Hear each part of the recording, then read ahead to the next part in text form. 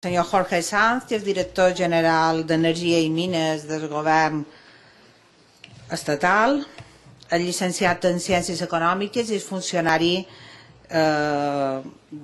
de carrera. En tot que ell ens aproparà a lo que és, diguem, la política energètica del govern i especialment, com m'ha comentat, farà més referència a tot el que suposa l'arribada del gas a las Illes Balears. Muy bien, pues buenas tardes a todos. Lo primero que quiero hacer es agradecer a los organizadores que me hayan invitado, especialmente a la directora, que me llamó personalmente para que estuviera acompañándoos esta tarde para hablar un poco sobre crisis energética. Bien, a pesar de correr el riesgo de defraudar a alguien, voy a salirme ligeramente del tema que se está debatiendo, que son las crisis energéticas futuras, las alternativas de futuro sobre el mundo de la energía, por varias razones. En primer lugar, porque soy el último que comparece en estas jornadas, y uno cuando es el último siempre corre el riesgo de repetir cosas. En segundo lugar, porque en el Ministerio llevamos bastante tiempo elaborando un documento sobre prospectiva hasta el año 2030, que precisamente intenta poner números sobre este debate, cuantificarlo, intentando, bueno, pues analizar hacia dónde va el consumo de energía en nuestro país en los próximos años, haciendo hipótesis sobre cuál va a ser el crecimiento del PIB, cuál va a ser la reducción de la intensidad en el consumo energético, y viendo un poco el debate sobre cuántas energías renovables caben, y los escenarios apuntan a meter todo lo que quepa y ver cómo se rellena el resto de hueco de demanda con otras alternativas, con otras energías, nucleares, carbón, gas, y hacer reflexiones sobre los resultados. Entonces, como en el Ministerio se viene discutiendo esto mucho tiempo, no tardaremos mucho en hacerlo público y seguro que mis jefes no me perdonarían que yo les pisara la primicia, pues esa es la segunda razón por la que no voy a hablar de esto mismo. Y la tercera razón es que a mí, desgraciadamente, no me toca gestionar las crisis energéticas futuras, sino las presentes. Me las voy encontrando de un día para otro. Y bueno, pues voy a intentar contaros un poco temas que están más cerca de mis competencias. Y además, como estos temas de las alternativas de futuro, el debate nuclear, CO2, renovables, pues nunca dejan satisfechos, iba a decir a nadie, a todos, en fin, son temas complicados y dejan siempre una cierta ansiedad. A mí me provocan ansiedad personalmente. Entonces voy a intentar hablaros de crisis energéticas que dejan buen sabor de boca porque tienen final feliz, ¿no? A pesar de que uno se los encuentre y tenga pocos medios y poco tiempo para resolverlos. Y por eso he elegido hablaros de la evolución del sector del gas en España en los últimos años. No ha sido una elección casual, porque como sabéis todos, pues faltan muy pocos meses para que las Islas Baleares queden conectadas a través del gasoducto submarino que se está construyendo al sistema gasista peninsular. Esto que es un hito histórico para todos, especialmente para los ciudadanos de estas islas, pues creo que me dan pie a explicaros que llegáis en un buen momento, que el sector gasista hace solo 5 años era un auténtico caos y que con el esfuerzo de pocos pues hemos conseguido ordenarlo de forma que esa crisis energética ha acabado con final feliz. Por lo tanto, voy a centrarme en este tema y a contaros un poco mi experiencia de regular este sector en los últimos 5 años. El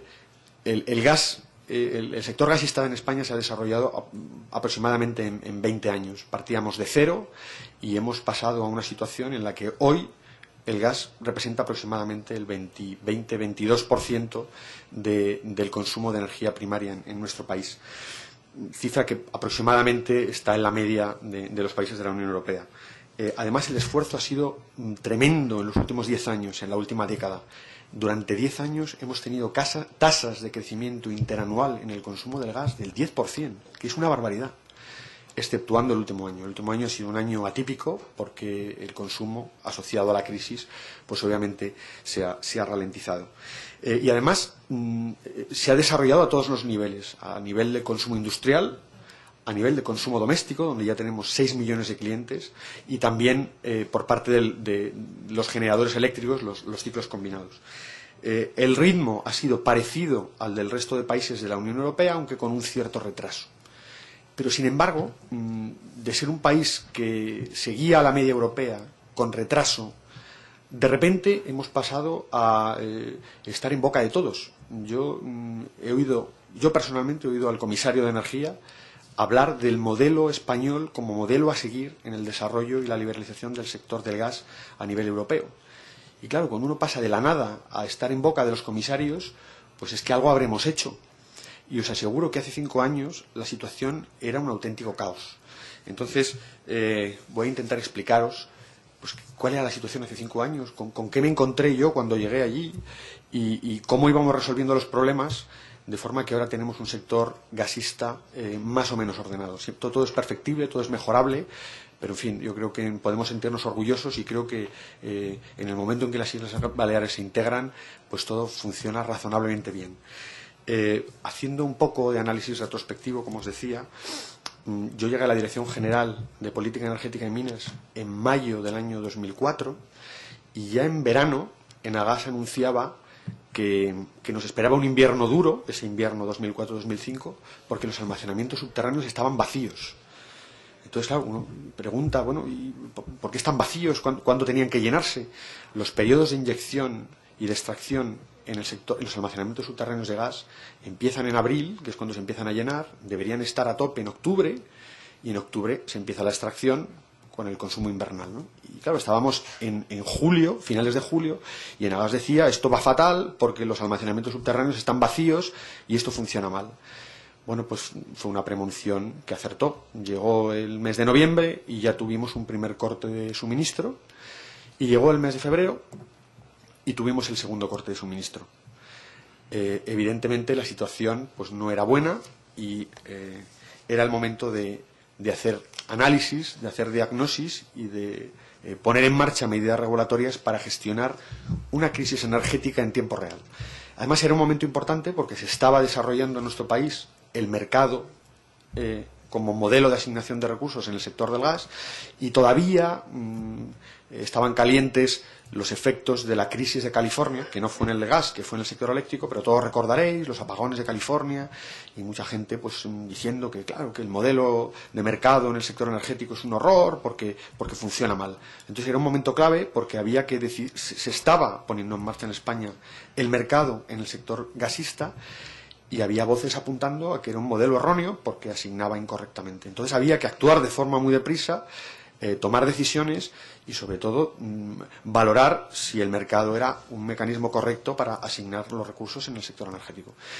Y el diagnóstico que hicimos fue que en realidad el mercado estaba funcionando mal porque la regulación estaba por hacer. Es imposible que un mercado funcione si las autoridades regulatorias no han ordenado correctamente el sector. Es como si dejáramos al tráfico funcionar sin códigos de circulación y sin semáforos, pues sería un caos. Pues eso es lo que ocurría en España en el invierno 2004-2005. ¿Y por qué funcionaba mal? Funcionaba mal básicamente por 4 razones. La primera es que las tarifas que existían por entonces estaban por debajo de los precios a nivel internacional. Esa era la primera razón. Ahora os las voy a contar con más detalle. La segunda es que era imposible saber el gas que tenían los responsables del suministro, que son los comercializadores, era imposible saber cuánto gas tenía cada uno en el sistema. Con lo cual, la situación pues, de incertidumbre sobre quién tenía gas o no tenía gas provocaba incentivos a dejar el sistema sin gas. Os lo voy a contar ahora con más detalle, digo. En tercer lugar, porque incluso habiendo gas, no sabían dónde lo tenían. Y como veréis, no lo podían sacar. Esto es lo que nos encontramos. Hay gas, sí hay, pero no se puede sacar. Bueno, ¿cómo puede ser esto? ¿No? Y finalmente, porque bueno, pues cuando no existen normas y alguien las incumple, pues si no las hay, pues difícilmente puede sancionar a nadie. Con lo cual, en esta situación, pues no era complicado entender por qué el sistema gasista no funcionaba, ¿no? Vuelvo a explicaros cada uno de estos temas. En primer lugar, las tarifas. Claro que teníamos tarifas reguladas en el año 2004.